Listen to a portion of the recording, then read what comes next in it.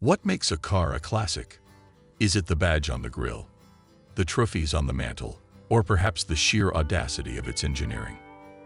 When we think of French automotive history, our minds often drift to the Citroën 2Ds or the legendary Alpine A110. But beneath the surface of the mainstream lies a shadowy gallery of forgotten masterpieces, cars that pushed boundaries, defied conventions, and then vanished into the archives of time. In this episode, we will be peeling back the dust and cover some of the rarest French classics that deserve a spot in your mental garage. Our journey begins in the post-war era with a car that looked like it arrived from another planet, the Panhard CD, created by Charles Deutsch. This wasn't a car built for brute force, but for slicing through the air. With its ultra-streamlined fiberglass body and a tiny but punchy twin-cylinder engine, the CD was a masterclass in efficiency.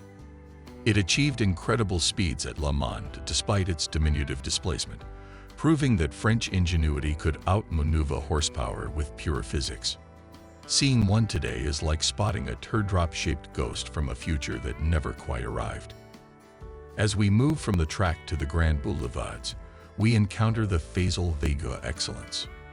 In the 1950s, Facel Vega was France's answer to Rolls-Royce and Bentley, a brand defined by opulence and grand luxe. The Excellence was their crowning achievement, a massive pillarless four-door sedan with rear-hinged suicide doors and a roaring American Chrysler V8 under the hood. It was the choice of diplomats and movie stars, yet its astronomical price tag and the eventual collapse of the company turned it into a rare relic. It remains a symbol of a time when French luxury was unrepentant, heavy, and incredibly fast. Transitioning from the boardroom to the rally stage, we find the Matra Murena. It was one of the first production cars to feature a fully galvanized chassis to fight corrosion, a forward-thinking move that unfortunately couldn't save it from being overshadowed by its cousins at Toulouse. It remains a quirky, agile middle child of the 1980s that handles like a dream and looks like a sci-fi prop. Then there is the Monaco 560, perhaps the most tragic what-if in French motoring.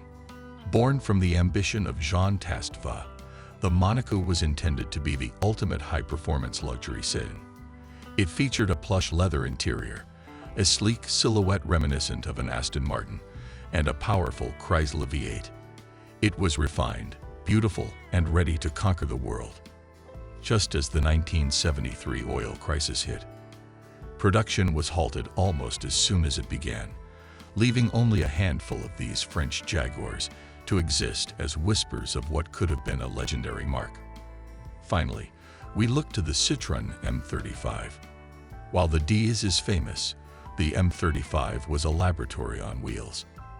It looked like a coupe version of the humble ME8, but under the hood sat a revolutionary Wankel rotary engine. Citroën didn't sell these to the public in the traditional sense. They leased them to loyal customers to act as real-world test pilots. Most were eventually reclaimed and crushed by the factory, making the survivors some of the rarest mechanical curiosities in existence. These cars weren't just transport. They were rolling experiments, brave attempts to rewrite the rules of the internal combustion engine.